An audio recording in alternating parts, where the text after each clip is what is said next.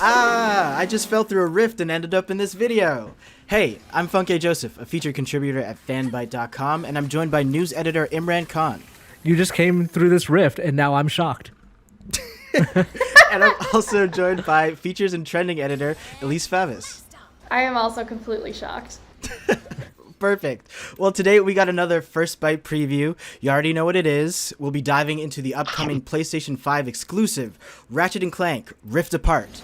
This is the 16th edition to the series and a direct sequel to 2016's Ratchet & Clank reboot for the PS4. Elise and Imran have been playing this game for almost 2 weeks now, and right now we're looking at some footage that Elise captured early on in the game. So folks, where are we? What is going on? And who is this Lombat? So, as you mentioned, this game is a direct sequel to the last one. Ratchet and Clank are back from not being heroes for a while, and in the time that they weren't heroes, Clank built a Dimensionator, which lets them travel between different dimensions. Because apparently, I've not played every Ratchet and Clank game, so I can't really speak to the backstory of it, but Ratchet wanted at one point, or discovered that other Lombaxes are in different dimensions. So Clank wants to help Ratchet go find them. In the process of that, though, Dr. Nefarious stole the Dimensionator, opened it to a dimension that he always wins, and in that dimension, there is another lone Lombax named Rivet, who is a leader of a resistance movement against that Dr. Lombax, who is, in this dimension, Emperor Lombax. So she is the heroine of the story, and like I said, her name is Rivet, and they are now working together to get the Ratchet, Clank, and their Nefarious back to the original place they came from. Okay, that's a really fun setup for a game. I really like that, like a world where the villain always wins. Mm-hmm. That is tight. A little while ago, we saw a bunch of footage of Rivet from the state of play, but how big is her role in all this? You called her a heroine just now. Are you playing mostly as her or Ratchet? It's pretty even, I'd say. Yep, you jump between both of them through the game. I mean, so I'm about, I guess, 5 hours in at this point, and yeah, so far it's been pretty much equally splitting the roles between the two of them. Nice. And they play pretty much the same. I don't know if that changes later in the game, but what I've played is, so far, they have all the same movesets and all the same weapons that, all through the same kind of system, which, in my point of view, is my one like drawback with the game. Like, I wish that there was more differences that wasn't just like narrative between the two. Mm-hmm. No, yeah, they stay entirely the same through the entire game, and it's like, even when it doesn't make sense, like one will pick up an item that the other one just doesn't have, but they will just have it. And I'm like, yeah. I understand why they did that from a gameplay perspective, but from a narrative perspective, it's not always logical. But it's like, this is a cartoon, and they're not really trying to make narrative sense. It's just a fun little romp that actually, like, at some point does become narratively interesting. But I'm trying my best not to say riveting. But like, it is, I think this game actually has a pretty interesting story, and like more so than the movie tie-in Ratchet & Clank, the 2016 game, which was just a movie tie-in. It was just a remake of the first game. But I think this game is pretty much better in every way, I'd say. Mm-hmm. It plays really well. So I'm like relatively new to the Ratchet & Clank series. I played a very small amount of the 2016 game. So I mean, I'm pretty much based like deciding that this is my entry to the series. And yeah, the best way to describe it is like you said, it's like a cartoon. It's like a playable Pixar movie. And the cast is really good. Like, I was surprised that this is Jennifer Hale as Rivet, yeah. Right? Like, just the range in her voice. Like, she sounds so young to me, and she really does an excellent performance. Yes, and y'all can listen to her on 99 Potions on fanbyte.com. Listen to the podcast. They interviewed her. That's true. Yeah, we talked about Mass Effect and a bunch of stuff. Nice. I'm actually kind of surprised that Rivet and Ratchet don't have like separate powers or something. I guess I just assumed that one would have like a certain ability and one would have a different one. But yeah, that is cool that like I guess everything is available at once. Yeah. For both. Yeah, like so the way it works is throughout the game you can go and buy weapons. Like usually at the start of a level or in the middle of a level, like there'll be these intervals where you can go and just like buy the equipment that you need. And everything you buy will then be like available to both of them. Like I said, though, I kind of wish that there was more difference between them.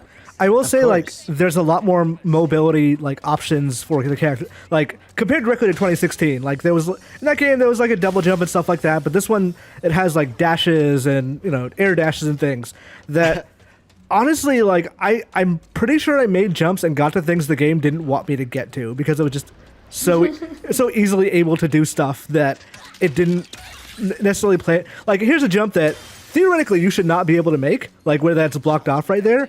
But with enough of the mobility items in the game, you could actually make that. Nice. Yeah, that was actually my next question. How does Rift Apart build off of the movement and combat from 2016's Ratchet and Clank? It Like, how much more... What are they implementing to, like, I guess move around all that much? So, like, there's a dash boot that, like, you move faster while doing it, and since you move faster, you jump further. There is the double jump. There is an air dash. Combining, and, like, a regular float down move. Combining all that stuff, you get to a lot of areas that you should be going through complicated platforming sections to do so, but you don't actually necessarily need to. You can get the stuff earlier than you should be able to.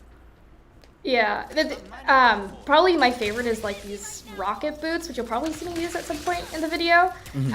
But it basically, like, you hover just right above the ground and it feels like you're skating across surfaces, and it feels really good, and you can go super fast, and there's like some racing sections and stuff that uses it. It's awesome. Like, that's probably my favorite favorite way to like move around in the game. That sounds really fun. The game's creative director, Marcus Smith, said that it really utilizes the DualSense's haptic feedback and adaptive triggers throughout your space journey. Did y'all feel that this was true? Like, were you often using this and being like, oh wow, this is a PS5 controller that I'm using, and it's utilizing every part of it? You saw Elise use that, like, bomb weapon a few seconds ago. And that has a thing where, like, if you hold the trigger down slightly, it aims it. If you push it down all the way, it then, like, actually throws it. I never used any of that. I thought it was, like, actually kind of annoying. But, like, I can see why people would use it. I just did left trigger, right trigger. There's, like, cool vibrations here and there, and, like, you can feel it vibrating when certain enemies are charging up attacks or when you're running, like, across a metal surface or whatever. Like, that's cool, but it's not, like, game-changing or anything. I still think, like, the best implementation of, like, that kind of thing was done in Astrobot. Yes. Yeah, Astrobot. One thing that I, like, in comparison to Astrobot that I find somewhat annoying is there's a lot of vibration. Yeah. Like, to the point where, like, after extended play, my hands would feel kind of like numb. Like they would feel tired and numb. Yeah. You can change that in the settings, in like your PS5 settings, for vibration on the DualSense, but like regardless, the like default setting is kind of annoying. Yeah. Like, I don't think it's bad, or it can be bad varying on person, but like I think it's kind of a double-edged sword, I guess, that they can do cool things with these, but they can't mandate them because everyone's gonna have different tolerances for them. So Yeah. I imagine that, like, there's a discussion somewhere of, oh, well, we can make it actually matter this way, but then, you know, people could turn it off, then it doesn't really matter at all. So it's kind of like just a fun value add that you can completely turn off or ignore if you want to. Yeah. Nice. And oh, sorry, go ahead. Oh, I was just gonna say, like, I do like how there are certain sounds that come up in the DualSense itself. Like, at one point, Rivet's at a workstation, and there's like a computer, and you can hear like the little clacking of the keys, and also kind of feel the clacking of the keys in your palms. That's cool. Like, I like tiny little things like that. But I don't think it's a game changer in that way necessarily. I think what is a game changer for this game is the way it looks. Like, oh man, yeah. this game, like, this is a video, obviously you can see it. This game is incredibly beautiful. It looks better than the 2016 Ratchet and Clank CG movie, honestly. Seriously, okay. That is high praise. It does shine a lot in the trailers that I saw in this footage. Like, the particles are crazy. Yeah, it looks so good, and you just can seamlessly like go from world to world. Yeah. And that's probably the coolest thing is like these are populated worlds too. Like you'll look up and you'll see all these, you know, spaceships going across the sky, or you'll see like crowds of people, and then you'll open a rift and go into a whole other world that's like full of stuff and enemies as well. That's like completely playable. That's probably, I mean, obviously that's what they've been teasing for a lot of the marketing, but like, yeah, in practice, in execution, it's great. It's really impressive. Yeah, the worlds are filled with things that don't matter, which is like for me, it's a high mark of video games, is that like they're filled with it. None of these characters really matter in this scene right here. Like they have some like ambient dialogue or whatever, but they're not here for any good reason besides just building out the world. Like the jungle Sargasso level has birds that you can't really interact with, but are just there. And like they're walking around, they're jumping around, flying. It's not a huge deal, but there's so many of them, and they add to this thing that like you could. In an earlier generation or other hardware or other games, you could definitely see developers saying, do we need this many birds? Do we need this many people hanging around? But I think here it works out pretty well. Yeah, I don't think we have footage of it in this gameplay, but yeah, those rift jumps seem like they're loading completely new areas almost instantly. That felt smooth, like moment to moment. It does. Like in the first boss fight, the boss, like you get sucked to a dimensional rift and you go fight the boss on a different planet. But it's the full planet. Like I literally just once I realized where I was, I just started walking, and it's the entire level. They're just there. That's gonna be like a major shock for me. Like playing a game where something is loaded so quickly like that. Like that's a huge space. It sounds like. Yeah, like the 2016 Ratchet had that thing where you would choose a planet, you'd watch some scenes flying there. Ratchet would jump out of the ship, and then there'd be this like little hero scene of him smiling. That's all the mask loading. Here, you choose a place, it shows a small scene of you flying there, and then within like 2 seconds you're moving around again, which is such a good thing in a game that you have to like go find things in. It feels so instantaneous too. Like. And it's fun, especially like if you're in the middle of combat, you can use rifts kind of strategically too. So it's like, okay, if you want to get out of the way of a bunch of like a crowd of enemies or all around you, you can like go to another rift and like use that kind of vantage point to get to them.